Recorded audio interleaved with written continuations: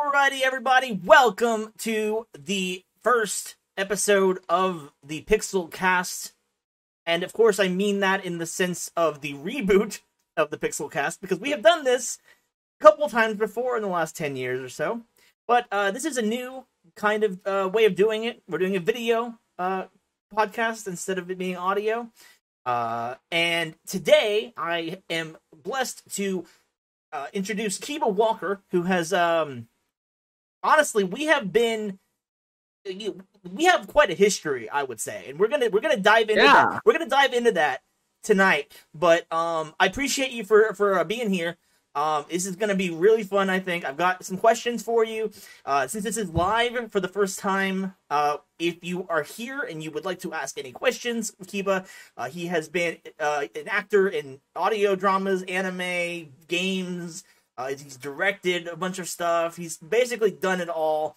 And we'll get into that in just a few seconds. How you doing, Kiba? I'm doing great. Thank you for having me, James. It's nice to be here. And I'm very excited to just talk with you for a bit. It's going to be cool. Yeah, it's been a weird year, to say the least. And I think the last time we saw each other, really the first time also that we ever saw each other, was at OkashiCon in 2019, correct? Yeah. Yeah, because I was like, because we were you were supposed to be at TexanCon. That's right. I remember that. And we missed each other by like that much. And then I've been told I didn't miss much of that one though. No, you didn't. You really didn't. Yeah, you really did miss a lot with that. Yeah, I talked to Morgan Berry, I think, at IkiCon one year. And she was like, "Yeah, no, you dodged a bullet." And I'm like, I'm glad that I was broke then. That's the one time that I'm like, yeah, it was a great opportunity to like go to Texas for the first time and have a convention out there, but it was totally not worth the money I spent to get there. Right. But yeah, I'm just very happy that I've had many other conventions that have been much better to me. Since you can't see the chat, I will go ahead and let you know Lord Asri is here. And he says, "Hi, Kiba." Oh, hello. So that's Cole, hi. Right? Yes, it is. Hi, Cole. Yeah, that's right. I recognized the name, and I was like, I'm pretty sure that's Cole. Okay, so let's go ahead and start things off with a kind of a simple one. Who are you? Well, I am Kiba Walker. I am literally everywhere right now, like in my life, my personal life, but outside of that, you can hear me in Funimation's dubs of Junji Ito collection as Scano Rio. You can hear me in Bofuri. I don't want to get hurt, so I'll max out my defense as Christmas Rose. You can hear me as Diana in Case File Kabukicho. I'm in One Piece, Black Clover. You can hear me as Pablo Espuma. I'm also in Netflix's Sentai Filmworks dub of Saint Seiya as Skila Io. And just a bunch of other stuff. I'm also a professional full-time drag queen as Salem Moon. I perform all over DFW in Texas. And yeah, I'm also the president and COO of Ascendant Animation. We just did our first dub of Ishida and Asakura, and we're about to, we're getting closer to announcing what our second dub is going to be. But yeah, I'm very excited about all the stuff we got going on. Okay, cool. So that summarizes it, and I'm going to get to I'm going to hit on each point that you just mentioned as we go on. But first I want to ask, because I think this is a question I've never really, and I told you this before, is that I want this podcast to be, like a natural conversation. So I like the idea of questions that might be a little harder to answer, and if you don't want to answer them, that's perfectly fine. Just let me know. But something that I've always been curious about is you go by the name of Kiba Walker. Mm-hmm. What kind of inspired you to adopt that name as opposed to your natural birth name? Yeah, that's actually a really good question. So my birth name is Arthur Walker. I went by that for a majority of my life. It wasn't until about, I think, my senior year of high school, I started realizing that, like, as I was getting closer to graduating and kind of figuring out what I wanted to do with like the performing arts aspect of everything, that I wanted to have a stage name that actually like felt like me. And for years, since I was like in middle school, even before that, my nickname had always been Kiba from like some of my friends, because we got into anime, and of course Naruto is one of my favorite shows. And Kiba was just like the character that felt like most my personality. And when I got into high school, it kind of just, I was like, you know what, I'm just going to change my name, because number one, teachers can't ever spell my name right, which is weird because, you know, Arthur's one of the most literary, like common names in like English literature. So I was kind of shocked when, you know, my English teacher couldn't even spell it right. Or they always wanted to give me a nickname like Art, Artie, Arturo when I was in Spanish. And it just felt really weird. And plus, my dad is Arthur. I have a brother on my dad's side named Arthur. I was the third. So it kind of didn't feel unique to me. Right. So when I decided on Kiba, it stuck with me for a little bit. And then I was like, when I started doing voiceover, it really stuck because like no one outside of like my family and friends I was with knew who I was. So Kiba was like the first name. So they just called me that all the time, and it kind of stuck until a point where eventually my family started calling me it. So now, without legally changing it yet, which I haven't done yet because I've just had no time, but they, even my family calls me that now. My dad wasn't fond of it before because he's like, well, it's not the name I gave him. And, but now he's like, it's all he calls me. And so I kind of have solidified that if I change my name, my dad won't be mad. Right. So yeah, that's kind of where the origin of that came from, and it just kind of stuck. So do you intend on changing it at some point, or are you just? Yeah, I mean, I was gonna do it. I was gonna do it like 6 years ago. When I moved kind of on my own, I was like, I'm gonna get this done before anything. But then life kind of happened, and I moved to Texas, and then, you know, things kind of started taking off a little bit faster than I thought they would. And then, yeah, I just haven't had the opportunity, but it is something I plan to do hopefully this year, as long as things, you know, won't be as hectic. But yeah. I think it's cool though, because it's one of those things where you kind of carved out like an identity for yourself. Like even like it's one of those things where I think, especially in like voice acting, pretty much anyone, especially in anime voice acting, pretty much anybody who is in the industry's probably seen Naruto and probably knows the name, and so they see the name and it kind of sticks out, and they're like, "Wait a minute, Kiba? Like, as in Kiba Inazuka? What?" And then like have you ever talked to Kyle Bear about that? Like, you ever like? Yeah. Oh yeah. It's funny because like when I first met Kyle, I was going by Kiba, so it was really weird because the first instance I met Kyle, I was getting a fan art signed of him, because this was right before I started doing voice work like seriously. And I remember I told him my name, and he was like, huh, that's cool, like just like the character. And we had a long conversation, and now he like, you know, I know him. I don't know him that well, and I would like to, but whenever I would go to conventions back in 2015, 2016, and he was there, he'd always be like, oh, it's Kiba, cool. So like for me, it's always surreal when like an actor that I look up to like has a character named after, and like it's just a weird thing. But no one has actually ever brought it up. None of my colleagues have ever actually brought up like the fact that there's a connection there. They just kind of accepted it, which is cool. That's really cool. Yeah.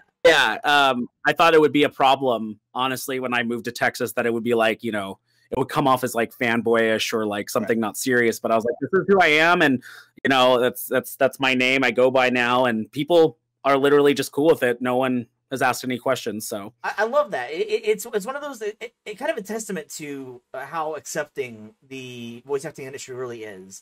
And like you see a lot of people that they kind of like come together as a kind of a family. You know, you see a lot of people who are like, even though they may not have worked on many things together, it's like there's a sense from, at least from the outside looking in, there's a sense that like there's a lot of people who, oh, you were in that? Oh, you were my dad? Oh, we're friends now, you know, like things like that. Yeah, exactly. Okay, so let's provide a little bit of context about how we know each other, because this is a long story. Yeah. And it's a long story. It's a roller coaster from hell, I'll be real. So yeah. I first met you, you were still going by Kiba the Cutie, I think. That was your screen name, right? Yeah. And yeah, that's about right. Yeah. And it was during Golden Voices season 2. I think you met me on Golden Voices. Yeah, I think that's right, because was it season 2? I can't. You know what? It might have been. I think it was season 1. I think I was in the first season. Yeah, No, maybe. it was season 2. It was season 2 because I remember I just got nose surgery and all that, so I know, yeah, because we have a whole story Yeah, yeah. about Sam Haft sabotaging me. Oh yeah, yeah. So, Yeah, season two, and I remember Golden Voices is a prickly subject, I think, because uh, it was always at the last round. It was always so okay. I'm getting ahead of myself. So, for those of you who don't know what Golden Voices is, Golden Voices was a singing competition that I hosted for many years, back when I was in college, and then also when I was just getting out on my own. And it was basically a singing competition where we would give the contestants like an emotion, and then they would have to find a song that like best suited that emotion. And it was actually really fun, and I've actually considered, flirted with the idea of bringing it back. But I feel like the singing competition scene is kind of over, honestly, with like VH being dead, and then Vocal Loco being dead, and it's like it feels Vocal like Loco being dead. Yeah, it feels like all of that has kind of just it had its day, and now it's over. But anyway, so yeah, Golden Voices, and it was the last round was always Kiba and Sam Haft, and Sam Haft kept winning, and we eventually had to stop him from like competing because we were like, okay, this is just the same result every time we do this, and then I think the last season we did, we faked everybody out, and we were like, Bree was like. I was like, "Oh yeah, Bree can't make it this round, so I'm just gonna do it myself." And then all of a sudden, in comes Sam Haft as the host, and Kiba got pissed. Yep. And I was mad. I was so mad. Yeah, and I was like, "I'm sorry. I didn't think you were gonna be that mad." And didn't we end up hosting something? We ended up hosting Wires and Circuit season 3. We tried. Yeah, I remember I was a part of that, and then I don't know what exactly happened. I forget. Okay, it's been years. Yeah, it has been. So, in more context, Wires and Circuits was another singing competition. This time about games, video games, and songs that were in games. That was fun. So from my recollection, and this was an instance that caused a little bit of drama between me and Kiba, but I think we're cool, right? I think I think we're cool. Oh yeah, I mean it's all under the bridge. It was like 7 years ago. But so basically, from what I understand, my perspective, someone said something that was kind of edgy or racist or something, but it was like one of the like really. Oh my God, yeah. He was like one of the really good singers, and like so like I was trying to like in my squirrel brain from 2013, I was trying to like find some excuse to not kick him out. And then Kiba kind of got mad at me because I wasn't condoning racism, but I was trying to be like he didn't mean it the way it sounded or something, like. And looking back, I remember that. I don't remember the whole situation, but I do remember that now. And yeah. And looking back at that, I'm sitting here like, man, why just kick him out? I don't tolerate that shit. Like I've done a lot of growing since then, so it's one of those things where it's like if that were to happen today, I'd be like, get the fuck out. I'm not putting up with that shit. My favorite thing about our history was that I remember, was it through Vocal Loco? But I feel like it wasn't. But it was somewhere. But I remember I had auditioned for Intermine. Yeah, that's another Legacy. thing. That's another thing is that you auditioned for Intermine, and this was in 2015. I want to say this was when we rebooted. Yeah, this was right when I started like doing voiceover seriously. Right. So we rebooted the first season of Intermine, which, by the way, another context, Intermine Legacy is the series that is constantly in development hell that I'm writing.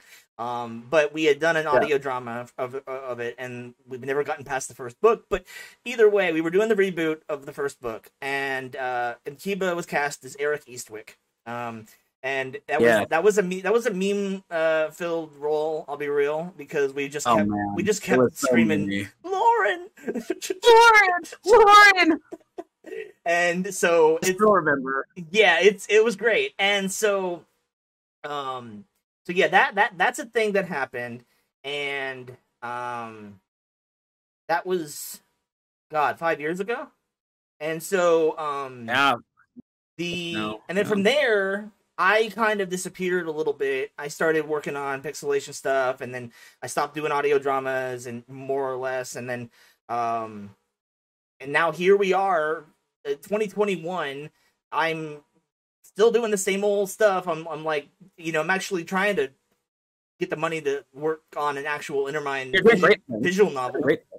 Yeah. And then eventually, hopefully, that'll happen, and we'll be able to actually return to that. But yeah, that's basically our story. We, I'm sure we're glossing over some stuff here and there, but it's been a long 7-8 years, maybe more. Yeah, it's been 8 years, almost 9. That's crazy.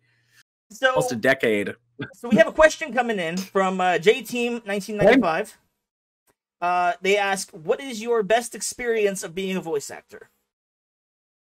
I think my best experience, if we're talking about like a particular moment, had to be coming back to my hometown convention after moving to Texas for the first time, and kind of being not a hometown hero.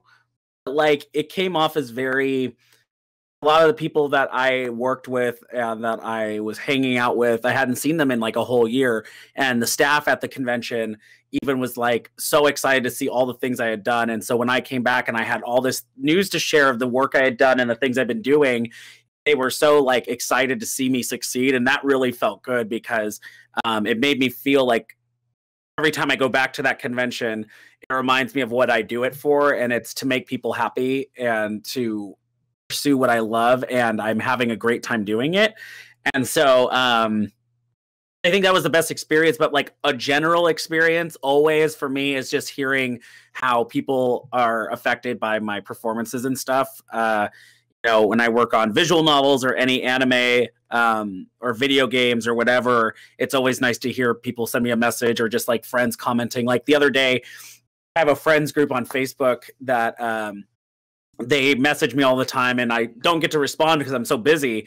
But at one point, my friend said, "It's so weird to me when I watch, like you on the Retrocade or when you're getting interviewed or whatever, to see people know you as Kiba, the voice actor, and not Kiba, our friend." Right. And it's always so weird to me because it makes me realize like you're really doing it, and it's like we're super proud of you. And that really made me feel good because my friends always have my back home, and it was just really rewarding to hear them say that because it made me feel like they don't forget the little people, as they always say, right. And it just makes me feel like a piece of home and that they are like rooting for me still. So one thing I want to on that note is, I always think I'm mostly joking when I say this, but I like to believe that I have good taste in talent, and because if you think about it, while I have personally not been able to break into voice acting, multiple people that have been in the original Intermind Legacy have broken into the industry and are now like kicking ass and taking names, and I am so fucking proud of y'all. Like Jalen is the writer for JoJo's. Like he's the writer. He's the director for most of the anime that comes out of Bang Zoom. He's one of them, and he's a great writer. It's it's so great. I'm just like, every time I see him making moves, I'm like, damn, dude. Like, it's so cool. Now, but it's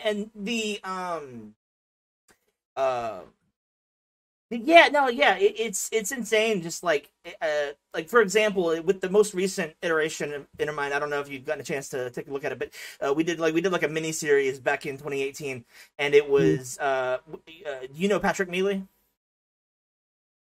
Yeah, he was the main. Patrick. Yeah, he was the main character in that, and it's one of those things where he's making moves too. So it's like I have a thing where it's just like maybe I'm not meant to be an actual voice actor. Maybe I'm meant to be a casting director. Damn it!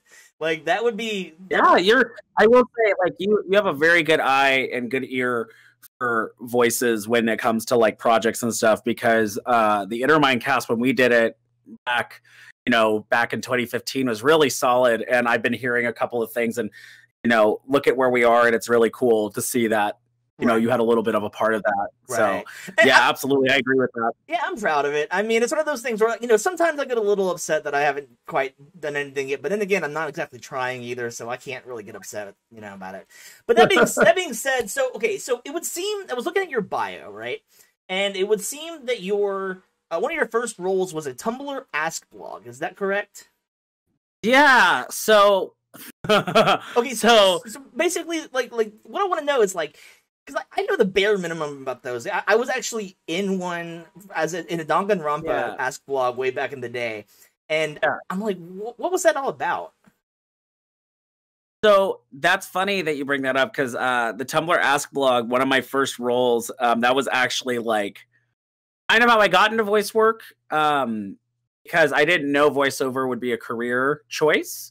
And my friend actually started a Gurren Lagann one, and he was like, you need to be Simone, and like, you'd be really great. And I was like, I don't know what you mean by that. Because I was like, I don't know like what you want me to do. I'm like, there's already a voice for that person. Like, I don't get it. So I did that, and then I realized like, oh, cool. Like, I can do different voices. Let me hone this more and figure out how to, you know, mix kind of my training I already have with it. And when I joined Behind the Voice Actors, which now I have an official page on Behind the Voice Actors, which is surreal to me. So that's where I started auditioning for stuff. I auditioned for a lot of Danganronpa Ask blogs too, and I was always cast as Monokuma. That was like always. And that was my thing. Everybody was like, "You're the Tumblr Monokuma," because like I was in every single one. But like the Ask blogs are, you know, this way for fans to connect to a character or a ship they like in a fandom without feeling like they have to contact or get permission from the original source. Right. So a lot of it was like, you know, if we can sound like the original actor in the English or the Japanese or whatever, you know, we kind of dub over comics or answer questions in the character voice. And it kind of was like really good practice, because it wasn't illegal.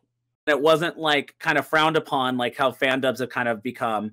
It was kind of like just like fun, and it was a good way to be like improv and figure out how this character would answer this question without a script. So yeah, a lot of my original stuff back in the day, way back in the day, was those Ask blogs. And I always remember like going back to them and be like, I wonder if I can find them. And I can't find them anywhere because Tumblr kind of removed a lot of stuff. So yeah, Tumblr's kind of gone through a little bit of a schism, I think, in the last couple of years. Yeah, schism's a very underwhelming word for that. Yeah, I mean, you know, you got the pro porn and the anti porn, and then you've got everyone in the middle who's like, what? Yeah, I didn't know that Tumblr was for this.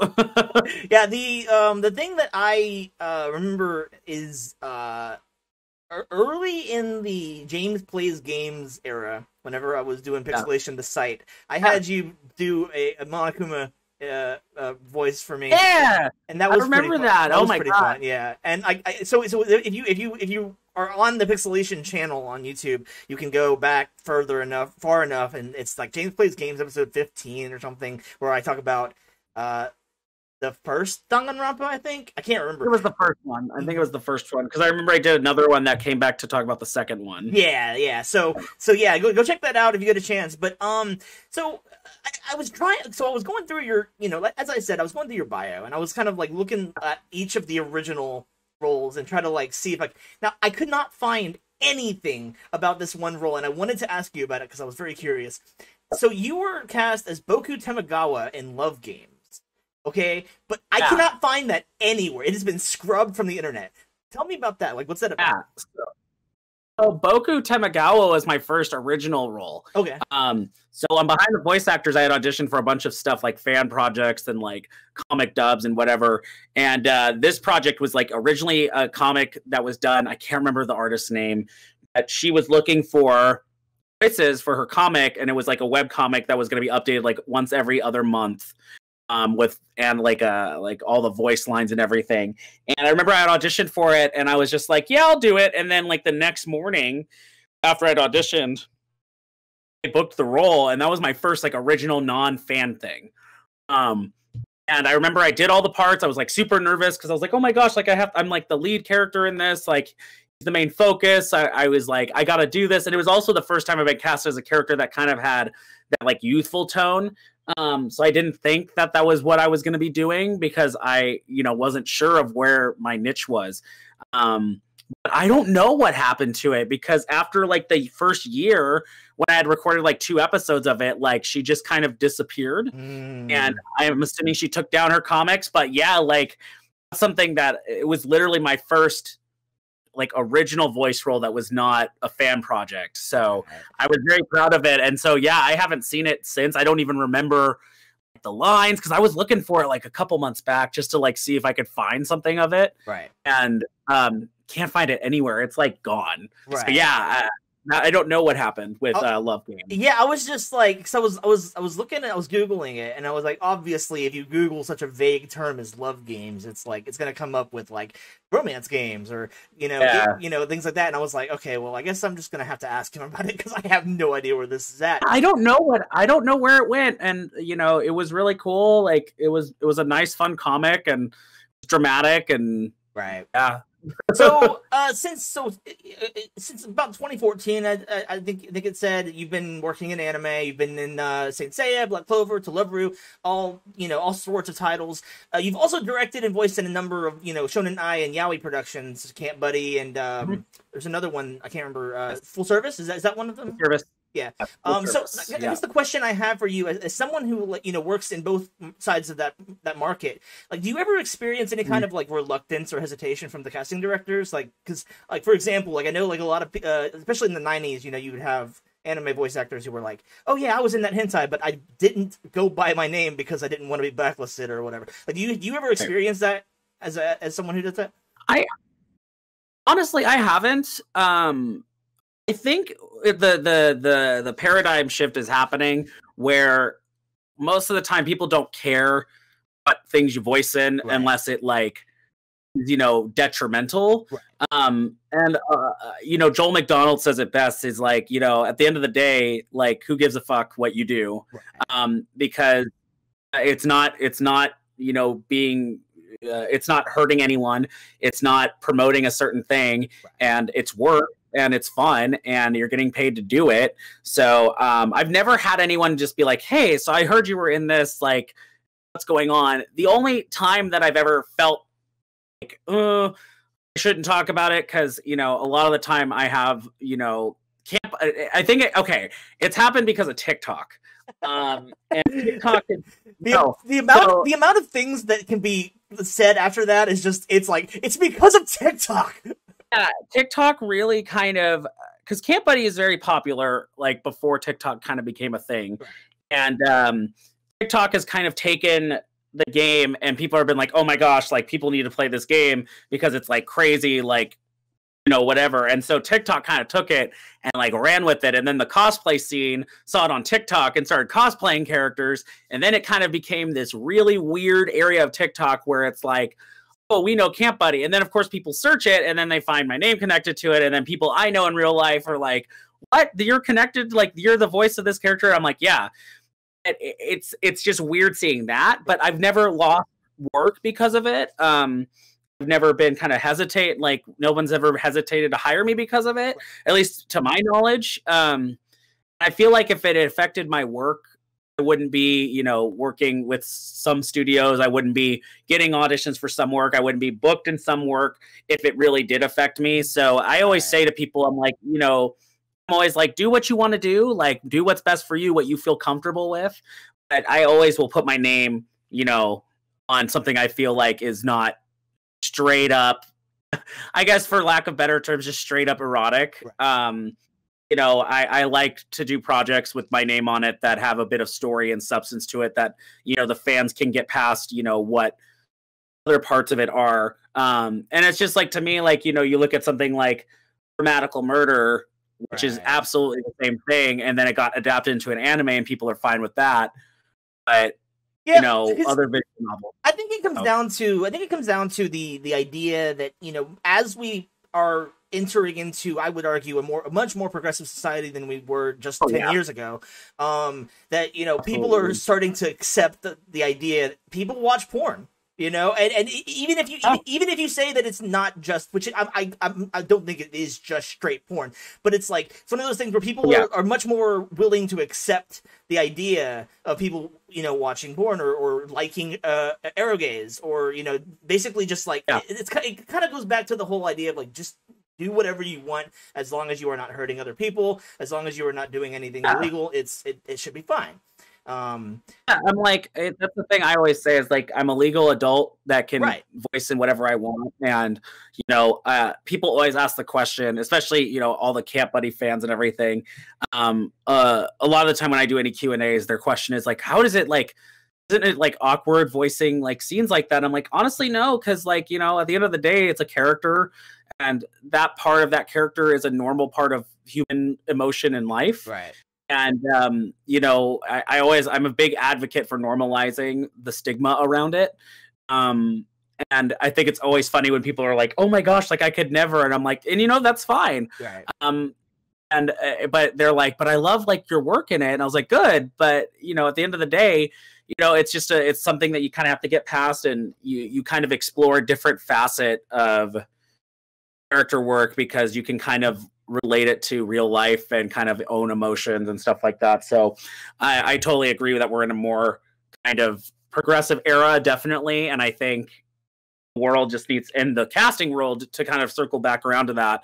The casting world, I mean, at the end of the day, we're putting together work and there's a fan base for it. And you know, the more we can normalize it, the more it's going to become just another part of nature, another part of the industry. That's not just like, oh, that's the weird part of the industry. Because I mean, if you can dub an anime that has full-on hentai themes in it and it can be mainstream, why can't a yaoi? Right. So, well, it's like this season we got Redo of Healer, which I don't know what exactly it's about or anything, but I've heard that it's like, yeah, apparently Germany is like, yeah, we don't want to put this on any streaming service, and it's like kind of like going back to the last year. You have Interspecies Reviewers that got, you know, panned by Funimation. They were like, we didn't know what we picked up. We didn't know this is bad. And then, you know, of course, Goblin Slayer back in like 2018, which wasn't even that bad. It was just that one episode that was like, it was just like, hey, shock value. And then, you know, so going off of that, you know, one thing that I've heard a lot, and I don't know if you have any knowledge about this, but is I hear a lot of like YouTubers who are also voice actors saying that there is kind of a discrimination, I guess, towards YouTubers in general in the voice acting world. Do you know anything about that? I mean, I don't know a lot about it, but from what I understand, because I've heard that, I don't look too much into it, but my 2 cents on it is that I feel like there's a stigma only because of the fact that it's the same thing as like getting A-list celebrities to voice in animation and anime, right? Right. It comes off as more for name recognition rather than talent. And a lot of YouTubers, and this is no, like, you know, no shade, no tea or anything, but a lot of YouTubers don't have the acting training, don't have the skills to do the timing and voice work and that kind of stuff. And it kind of seems like sometimes, I know to certain people, it comes off as like they get handed stuff because of their following, which, you know, again, it isn't always the case. Right. But the only thing I'll say on that is like, I think we need to, the voice acting community in general kind of needs to stop gatekeeping about who and what happens and who gets cast, because if they were the best fit, then, you know, they're the best fit. You can tell in projects when it was just like, oh, we want their name in it because people will come watch it. Right. And then there's times. Yeah, like go into like the high end of things. Like I've heard, you know, Ninja wants to be an actor, and I'm sitting here like, that annoys the crap out of me, because I'm like, you know that Ninja, even if he was the greatest actor in the world, there's never, you can never be 100% certain that it's not the executive saying, oh, he will bring in all the kids. Whereas, you know, you have on a smaller scale, you've got like ProZD, who like I've seen him, he has chops from hell, but like I've heard him say that, you know, he has been overlooked, I guess, for... Yeah, because you gotta remember with Pro, like with Sungwon, he he's been getting a lot of really great stuff recently. Right. I mean, Borderlands. Right. Yeah. Gotta be kidding, right? Oh yeah. But it's another thing. Like, I think when it comes to people like him, when you come from a background of like Vine and like YouTube and that, when you were doing nothing but like memes and like skits, that's different. But I think that's why they get overlooked, because it's like, oh well, you're just another actor, right? Right. Whereas with Ninja, you know, Fortnite and like all the other stuff that he plays, it's kind of like he gets these sponsors. He has all this money. He has like the platform to really do what he wants. And then all of a sudden he's like, I'm going to be an actor. It kind of puts people like Sungwon and other YouTubers and Vines and Viners and TikTokers, whatever, that are actors that are doing it to kind of promote themselves, kind of be overlooked really quickly because of the fact they're on YouTube. Right. Yeah. And it's a stigma that I think we need to break, but also we have to kind of look at it from a objective standpoint of, hey, you know, at the end of the day, it comes down to what the executive think works or who the casting director is. That's why, you know, for example, like with Ascendant, we really want to pride ourselves in making sure we pick people that are for the part, but also give the opportunity to people that are underrepresented or get skipped over because they don't live in the area or they're not a big name. Yeah, we got a note from JT 1995 who mentioned very true that back in the 20th century, you know, voice actors were celebrities like Mel Blanc, Jim Cummings, Paul Winchell, and John Fiedler, which is very true in the broad scheme of things, because you know they kind of paved the way for like what we have today. I mean, whenever people ask about inspiration for any voice actor, for me recently, I've kind of gone back. I mean, Mel Blanc is like. He's someone that was just so iconic to do all that, and it shows the versatility of the instrument that is your voice. Right. And I think that is a very true statement. They were, and then now it's become such a weird parallel. Like if you're a voice actor, people are like, "Oh, are you in anime or video games?" And they're like, "No, I do commercials." And then immediately you don't matter. Right. It's like a weird it's a weird thing to think about. So, yeah. So, you know, as I mentioned before, I knew you first as a musician when you were doing Golden Voices and all the singing competitions. But in the time since, you've like put out a full-length album, XO. You've run a cover channel, Kiba Covers. You know, is music your first love, or would you say acting or equal for you? It used to be music was my first love, and I still like it. Like I incorporate it into a lot. Like I just released my second album technically, but my first for Salem. So I found my love for making my own music again. But when I was in Reno for the longest time, like my goal was like, I'm going to release music. I'm going to do voiceover like on the side. But my big goal was like, I'm going to have a band. We're going to tour stuff. We're going to have concerts. I want to be on Broadway. And when I kind of got into voiceover, like, and I incorporated music, and I was like, I started falling in and out of love of it. And when I moved to Texas, I started doing theater again, and then I found my love for it again. So it's a love-hate relationship with music. I do want to incorporate music more often into my daily routine and like keep Kiba Covers going. It's been a while since I've updated anything on there just because I've been so busy with other things. But no, I think acting right now, because I used to hate acting. When I was a kid, I hated it.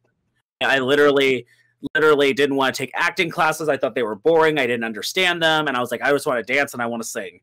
And it wasn't until like high school and, you know, I started going to a studio and taking classes and improv and stuff that I was like, I really like this. But I think acting has kind of become a bigger love for me, and mostly directing. I direct a lot of live theater, and I've been directing shows recently. And I just like the idea of making the decision and bringing a vision to life and collaborating with actors. That's been more entertaining than acting myself, honestly. But yeah, I would say music is kind of below acting right now, just a tiny bit. Right. So yeah, I'm glad that you brought up Sailor Moon because I want to kind of dive into that for a second because I have no idea how any of that works, but I'm very curious. So, like, what inspired you to add drag to your already impressive, repertoire of talent? You seem to have yourself a little bit of a treasure trove of just talent that you can sing, you can direct, you can act, you can do all this shit, and now you recently added drag to it. So, like, tell me the story about that. Drag was very surprising because before I really understood what drag was, I've been exposed to it a lot. Like you look at, like movies like The Birdcage or Tu Wong Fu, We Love You, Julie Newmar, and like it's so crazy because drag kind of started for me when I started like involving myself more in like the charity and community side of like Pride. And, I had won a Pride pageant in Reno back in 2016 where I was named, Mr. LGBT America Northern Nevada. And I like did all the Pride parades and I saw all these drag queens and I didn't understand. I was like, oh my God, these are like drag queens. That's cool. And I started watching Drag Race. I was like, as a fan, and I was like, man, I'm really like digging the idea of like being able to change how you look outside of theater and like create a character that you like stick to all the time and like building a fan base and performing whatever you want without being looked at as like, oh, well, that's not the part you should do. Like, and when you're in theater, what you show is what you show. And then they're like, well, you can't do this part because you look a certain way. Drag to me was like, I could do any song I wanted, anything I wanted. I could sing, I could dance, I could do stand up, whatever. And no one's going to care what if I fit a part, they're going to care if I'm entertaining. And that is what I felt was missing from theater. So I was like, let me just go into this. And, I didn't get serious about it until I moved to Texas and I kind of like found my friends in theater who were doing drag. And I was like, what, like, can I come and like perform once? Like I'll do drag once. And they're like, yeah. And I started doing a charity fundraising group called North Texas Drag Bingo and play bingo every month with people, sold out shows, and we raised money for the Pride Foundation in Denton, Texas. And as of last year, we raised $30,000 since starting 2 years ago. So it was like really cool to feel like I was like a part of something. But then I realized I was like, drag is fun. I was like, I really like this. And so I just started polishing the character. I started doing more stuff like competitions and I was winning money and like I was getting tipped, and I was paying my bills at some point. So like now I've become a full-time drag queen because it pays my bills more so than voiceover does. And it's like really cool because I never thought I would see myself going down that path. But it's just become kind of like a second person. Salem is like thing that keeps my creative juices flowing. So whenever I'm Salem, I'm like, ooh, I have all these cool ideas. And then when I'm Kiba, it's like, okay, I had all these cool ideas. Now I have to implement them into Salem. And it gives me something to do when I'm not doing a session in the booth or, directing in McKinney or whatever. So drag has just become like, it was surprising, but it saved my creative flow from just like disappearing. It's very cool too because like I'll be like, again, like I said, I have no idea how any of that works or anything. Like I'm such a prude when it comes to like certain things, but it's like seeing like the progress that you've made from when you first started doing. I'll be real. When I first started, I was like, hey, really?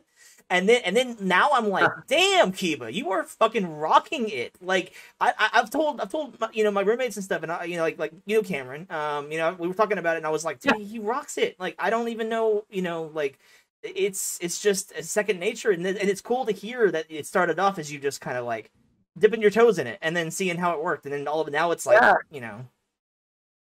But it's funny because I was able to implement like my music into it, and Salem allowed me to make my second album that I've been waiting on for like 4 years. And it turned into something that I didn't expect. And people like love the music. I get like notifications, people like, oh, I love this song so much. And I got into making like, when the pandemic hit, drag really took over my life because it was the way that I was able to express myself while being locked in. And I grew a Twitch following and like a really big fan following from just doing my digital drag shows and creating stuff like that. And, that was something unexpected too, because obviously the pandemic threw a wrench in everyone's plans. Oh yeah. Instead of sitting still, I allowed that time to be like, I'm going to make Salem a thing because this is something I can do and film at home and invest in a green screen and some better lighting. And then it turned into like helping me with other things. So, yeah. So, like, yeah, cause I remember, like, there was one particular image that's coming to mind now, and I can't remember what the context was. I think it might have been an album cover, maybe, but it was like you had context, I think, and they were like the white irises. Does that sound familiar? And that was like, I remember looking at that and I was like, damn, like, and then immediately my brain goes from there to your covers of fucking Nicki Minaj songs, and I'm like if you had, I assume you've done some Nicki Minaj because I'm like, because I remember thinking back then that was too good. You as Roman whatever her alter ego is, like, Roman Zelensky. Yeah, like there was always the entire time, and I was always listening to that. I was like, the fuck? Wait, who is this? But so that's really cool. Like, I kind of like, I made that logical leap from you in drag to Nicki Minaj covers, and I was like, okay. Now now we talk about something more recent. So you recently introduced Ascendant Animation to the world. I think you told me once. Did you didn't create it, or did you create it? So Ascendant Animation was actually created by Kevin Cullum, who is the CEO of Ubiquity Entertainment in Los Angeles. Right. And Ascendant Animation was a new company that they were a subsidiary, that they were like, a sister company, that they were like, we're going to start this and kind of focus on animation. And a good friend of mine, Steve Nunez, or Worky the Chocobo, if you know him, which I think you do. I'm familiar. Yeah, and he called me. He's known me since I was 16 years old, so he's known me for over a decade now. And we had always talked about, like, whenever we were at cons together, anytime we were at a convention together, because I think he and I and Chris Escalante, those are the three you'll always see at a convention together if they're booked, because we're always like together at the hip. Right. So for a long time we had talked about, man, we would love to like direct our own anime and do our own dub. And finally he called me during the pandemic and was like, hey, so I have this Ascendant Animation thing that a friend of mine is starting, and basically he wants anime, and I told him the best people to contact were you and Cole, and he just kind of listed off this whole thing that he had a meeting about, and I was like, serious about this. And so it kind of started out as a, like, okay, we're gonna see if this works. Right. And we talked about all these shows we could pick. And I remember it came down to, I was like, remember when I showed you Ishida and Asakura? Because it was on Crunchyroll back in 2013, and I thought it was the funniest gag anime ever. It was super short and super ridiculous, and slapstick humor is one of my favorite things. And I showed it to him at a convention, Anime Bonsai in Utah, back in like 2015. And I was like, I need you to watch this like now. And we were dying in the hotel room laughing about it. And I remember last year we were like joking, and I was like, man, what if we grab Ishida and Asakura? And it was like, it might not be a bad idea to start with. And so I literally had Cole and I, he's our VP of acquisitions, and I'm the president and COO because, I have all the contacts outside of what Worky does. And I basically just emailed them and I said, hey, this is what we want to do. This is what we want to work on. Like, what do we need to do? We have a team. Let's do this. And we didn't expect anything. And they messaged us back like within a couple days. Right. And we're like, hey, what would you like to talk about? And so it kind of started into this whole, like, we're doing this. Let's commit. And so lo and behold, a couple months later, we signed a contract and we announced that we're dubbing a show, which actually, funny enough, was not our announcement. It was actually Anime News Network somehow found out about it. Wow. And so they announced it, and then we were like, oh shit, we should announce something too. And then everyone was like, wait, this isn't real, because no one had built like a company out of nowhere. Right. Especially Especially during the pandemic, a lot of people were like, this has to be a fan dub or something. And no, we're like, we own the license. We own the rights to it. Right. And so it was the first time that we were like, oh shit, like we actually licensed an anime. and working, I kind of like called each other and we're like, holy shit, like we did it. And so lo and behold, I did the adaptation of the script. I directed it, and then to be told by Japan, like the company that wrote it and the company that produced the show and gave us the permission to do this, told me that my writing didn't lose any of the Japanese humor and they loved it. That's kick-ass. That was everything to me, because it was my first opportunity to show that I can write a dub, right, and not feel like it's, you know, ridiculous or bad. And so yeah, Ascendant is not something I created, but it's something that I'm building, because we are now in it. You know, and that's really cool, because I watched the trailer that y'all put out recently, and I was like, damn, this sounds amazing. Like, I actually genuinely want to watch this. And so, you know, I guess the question I have next is there a release date coming up, or is that public yet, or?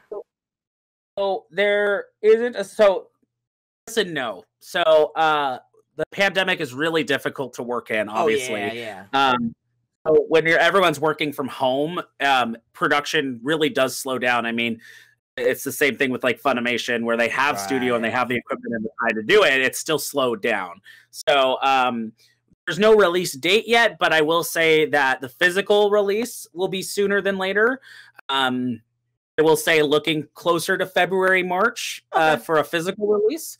Digitally, we don't have a release date yet, but I would say stay tuned to our Twitter, because that's where we'll post any updates. But it's done. It's mixed. It's been reviewed by the company, and we have all the merch made. We have the DVDs made. So it'll be out very soon.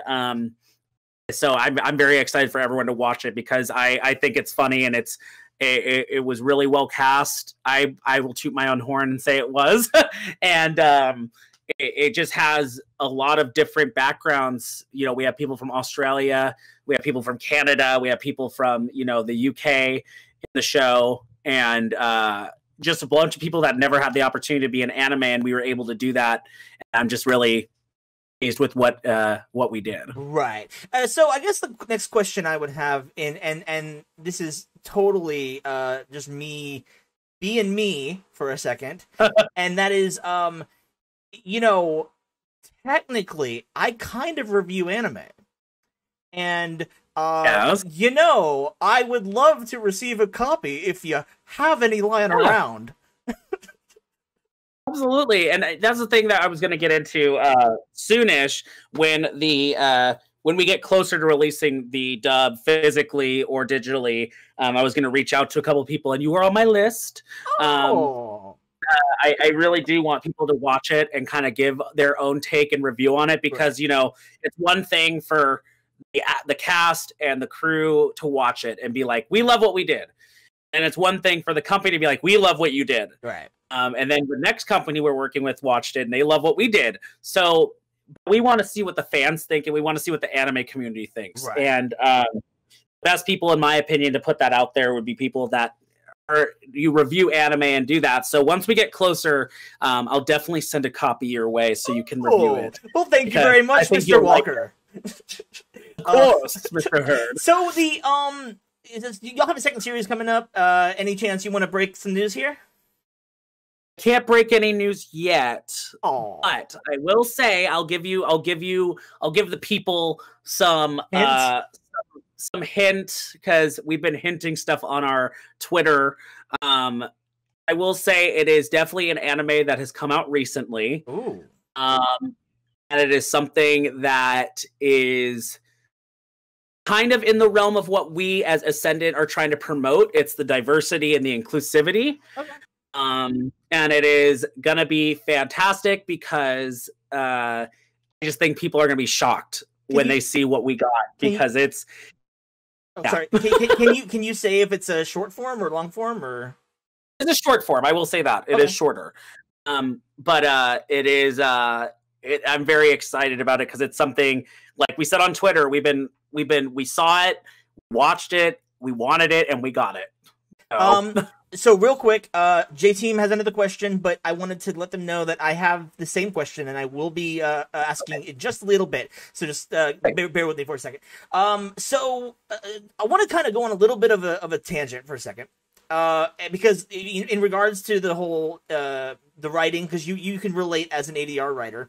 I wanted to kind of share both with you and with the audience, without naming names, a little story that I have from this was back in the early part of 2019, and it's kind of relates with because I recently asked you, like, hey, you need any ADR writers, because like I really want to get into that. And I think I might have actually told you this story, but I don't know if you've heard the whole thing or not. So I think I've heard the whole thing. Yeah, so the back in early 2019, I was I was brought on to a similar kind of operation where somebody was starting an anime dubbing studio and was like, okay, we need writers. And I was like, okay, yeah, sure, let's go, let's do it. To that point, I had never really done any kind of ADR writing in the past or anything, so this is my first experience with it. And I won't name the show or who it was. I'm not going to name names, because even though I did not sign an NDA, it was like I still want to be respectful to not to the guy, but to everyone else involved. Because but so basically, we were writing this show, and it was like I was just doing it as a hobby, right? Yeah, I was getting paid for it, but it was like, I have a main job, but that's my priority. And and it got to the point where I was writing I was adapting it from the subs that we had, because I was like, we didn't have any other option. We were trying to adapt this show, and the guy who was the main head honcho was like, oh, we don't need to make a 1-for-1 adaptation. We want to make it very much we're gonna take some liberties with it to make it more funny. And that was the first red flag, where I was like, I don't think that is how it's done. I mean, it's not like ghost stories where you have the freedom to do that. Like, usually they want a 1-for-1 adaptation. Otherwise, the studio in Japan's going to say, like, no, this is bad. And so I was like, okay, well, I'll try to be a little more funny, whatever. And it got to the point where I was writing an entire episode. He was going in behind me and basically rewriting the whole episode. And and I was like, and we'd gotten into a little bit of word spats before, because it was like, because I don't have actual diagnosed anxiety, but I have anxiety. Like, I deal with a lot of mental stuff, and I have ever since, early 2010s, and so, like, my overthinking was like, I hope this is okay. I hope that the lines that I'm writing are gonna fit the flaps, because I don't know what I'm doing.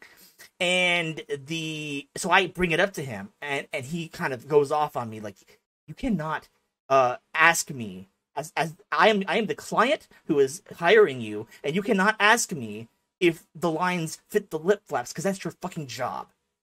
And I'm like, okay. Oh. I'm like, okay, so for one, you can go, go away. And and then eventually it got to the point where I just said, okay, look, I can't handle this. I'm backing out. But we were still talking at that point. And eventually it gets to the point where the guy he like does the little Facebook audio messages to me, and he obviously drunk. Like, he is slurring his words bad. Tells me that the show is canceled, and that he's gonna try to get us paid, but he's gonna prioritize another person who was not on for as long as I was. And I just said, screw it, I'm gonna block you, and I haven't heard from him since. But it's one of those things where it's like, after that whole story, I was like, I really want to do this, but like, and then so I had to talk. I had to talk to several actors, and like, I was like, what would you do in this situation? I think I asked you. I think I asked God, what's his name? Oh, Derek Stephen Prince, I asked him, and he was like, "You need to run as far as you can from this." And so that's kind of what sparked me to be like, "Yeah, I'm not doing this anymore." But because I thought maybe it was normal, I don't know.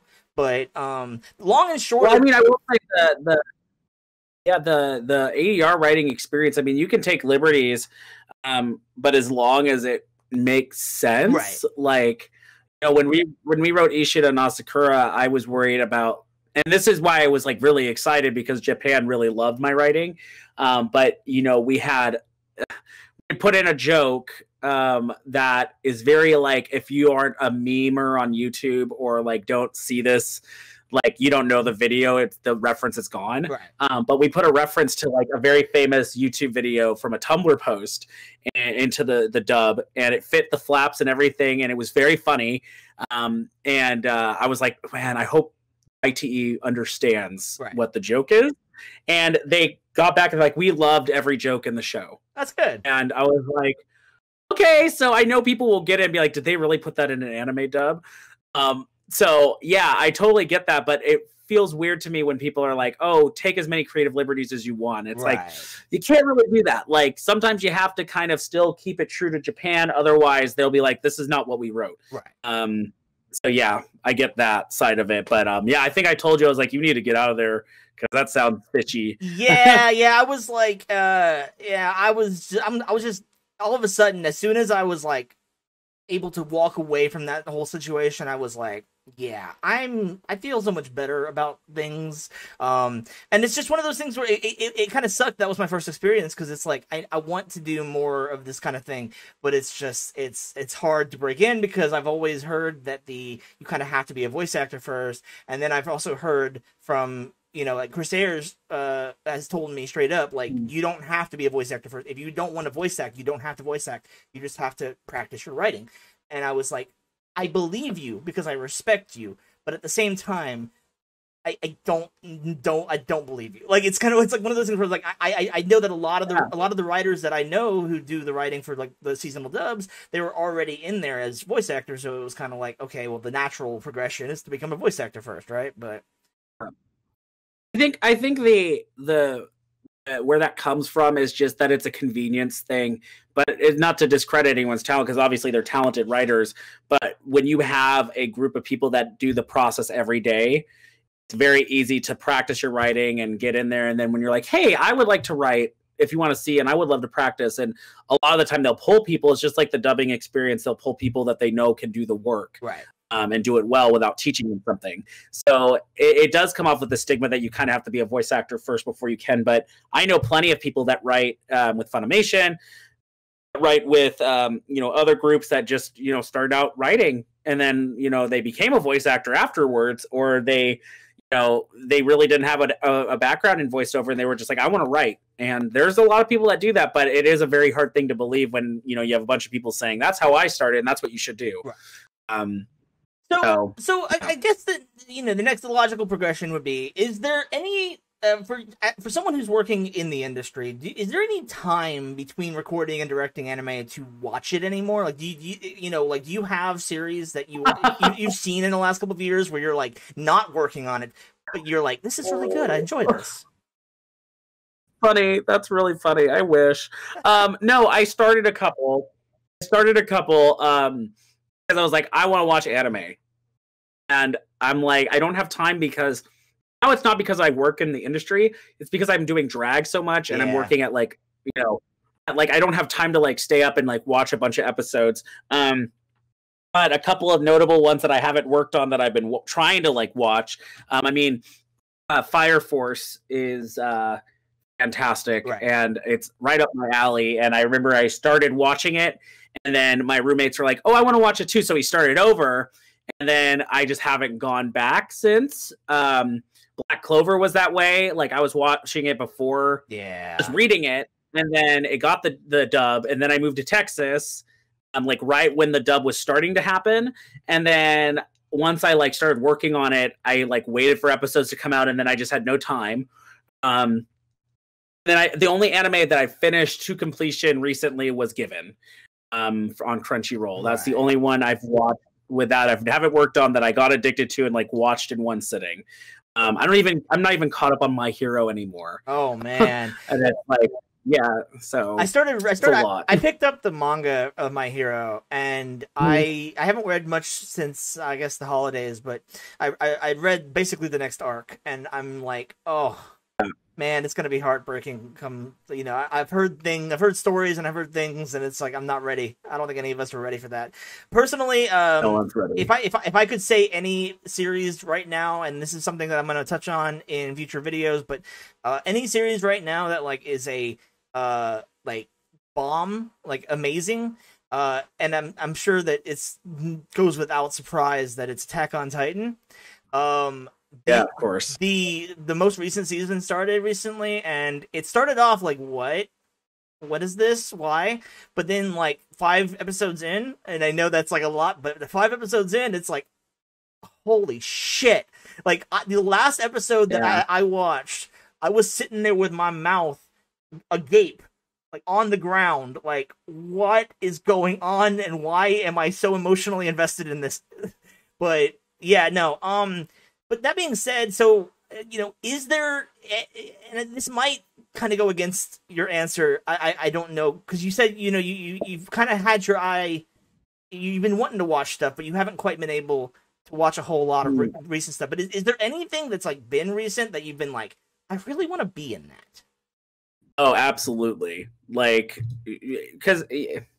So there's been a lot of shows that I'm like, I want to be in that, but I haven't been able to watch just because of like the key art and the trailer. Right. I mean, Attack on Titan would be nice. Yes. I have a bunch of friends who announced it, and I was like, damn it, I really want to be in it. I'm like, Mike, put me in, coach. I would love to be in My Hero. That would be fantastic. Right. But there's been a couple of new ones that I really, really like. I want to be in that because it looks so cool.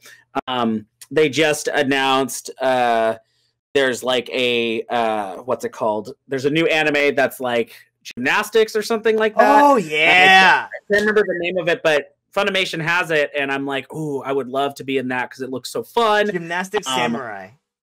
Yeah, Gymnastic Samurai, yeah. So I saw that and I was like, oh, that looks so cool. It is very good. And there's like, it is so good. Man. It's one of those things where I started watching it and I was like, I'm not a huge fan of sports anime normally, but like it is so wholesome and it is so just Mappa just knocks it out of the park, and I'm just like, But no, so I'm sorry, go ahead. I would love to be in a lot of things, to be honest. So that being said, this is the question that JTM asked that I'm gonna now incorporate.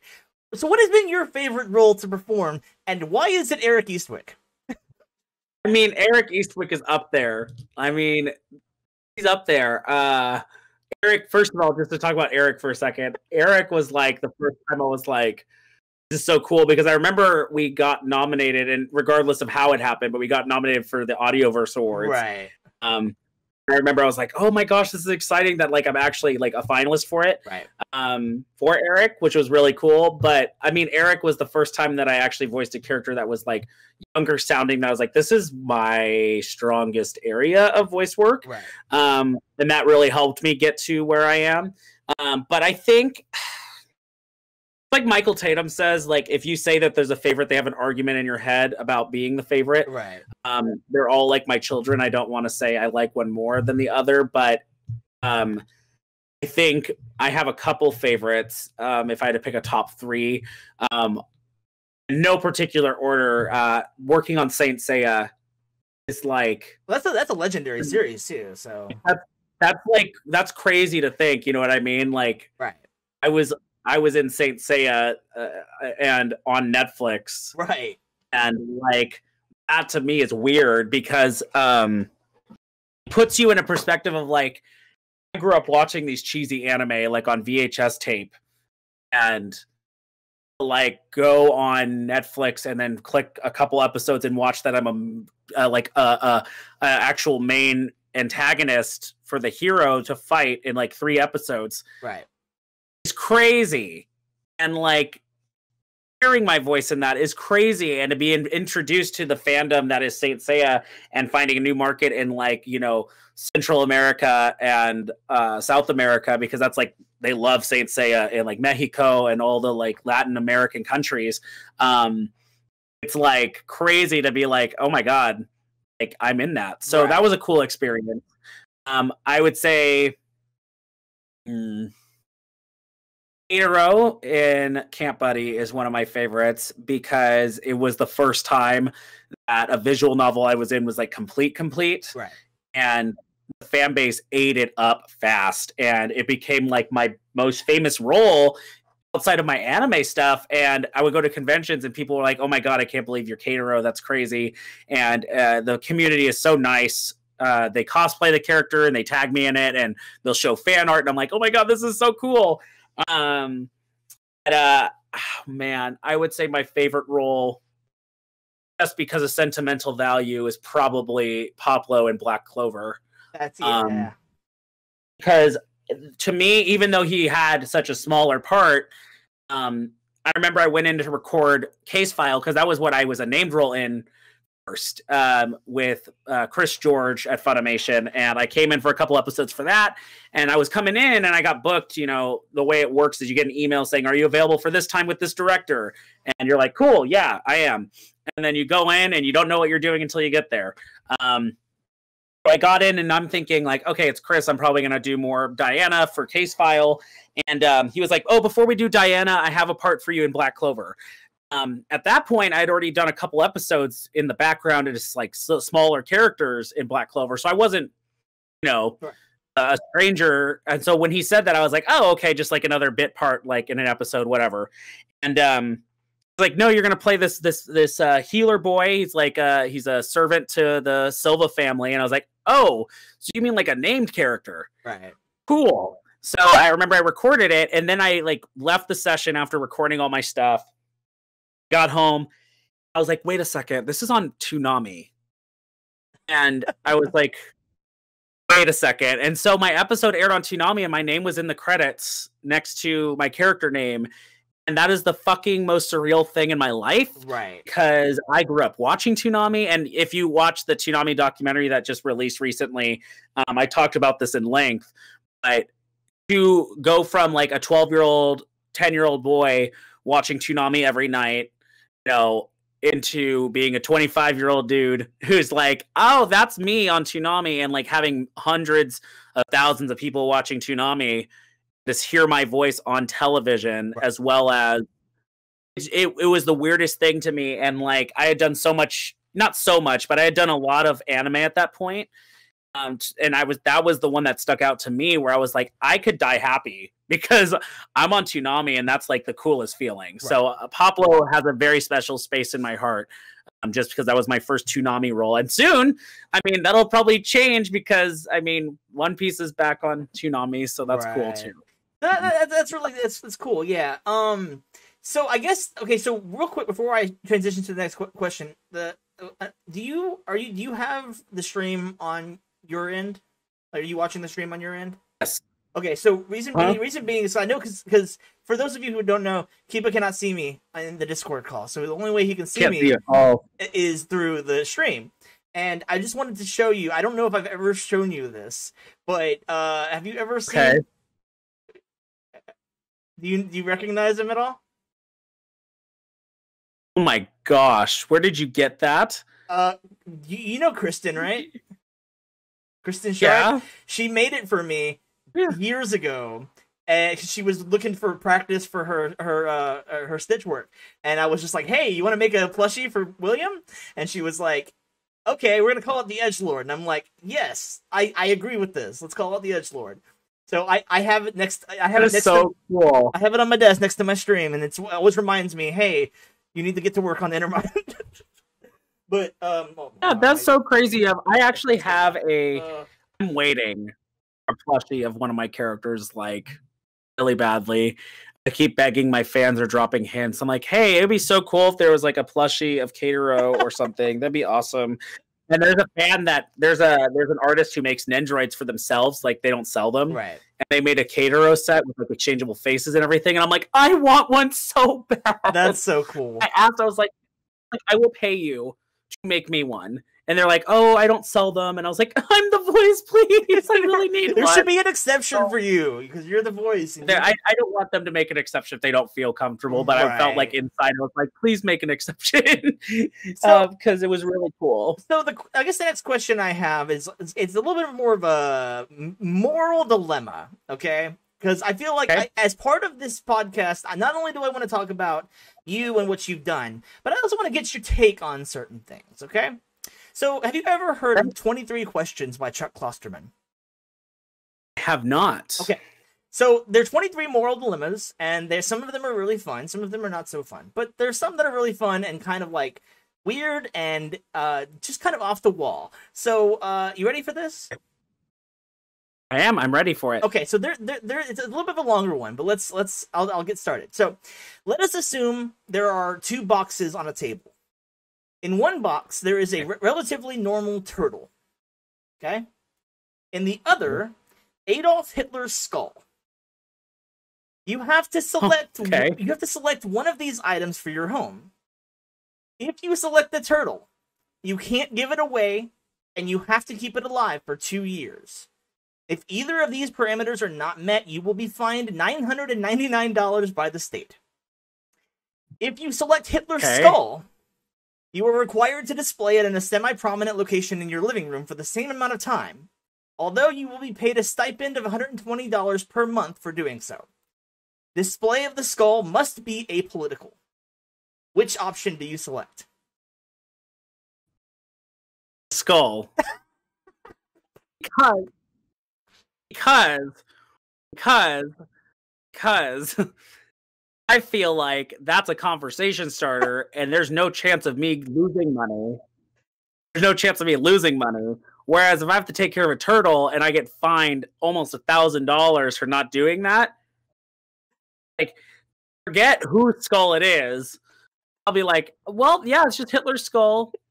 And I'll just be like, I earned it in my conquest of Germany, I guess.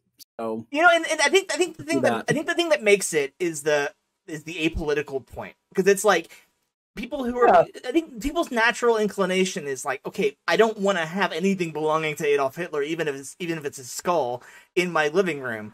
But it's like, if it's apolitical, then it's like, oh, so you don't necessarily agree. Yeah. You're just doing it for the money, it's totally fiscal responsibility, Yeah, exactly. And that's my thing, is I'm like, honestly, if it's apolitical, like, that's a no-brainer. Like, I'm to earn that money and then be like, yeah, it's a conversation starter. It's here. And you can change your story every time. You could be like, yeah, I earned it. I stole it from the Smithsonian, had it in an underground bunker, and I broke in and brought it back. Or you could be like, I earned it from a convention from a fan and signed it on the underside of their incisors. It's like Killmonger going to the museum and taking things from the museum, like, where'd you get this? So, next question is a little bit of a 180 from that. What is your favorite cereal? Okay. My favorite cereal? That's harder than that question. My favorite cereal, and I always go back to it because it's just so good, Frosted Flakes. Oh, nice choice. I like that. I mean, it's Frosted Flakes. You can literally fill that bowl all the way up to the top, then pour a whole thing of milk in, and it feels like it's infinite cereal because it's so much. Oh, definitely. It's so good. A close second would have to be Fruity Pebbles. So. Oh, that's also a good choice. I'm not gonna lie. Okay. Well, that's all that I've got.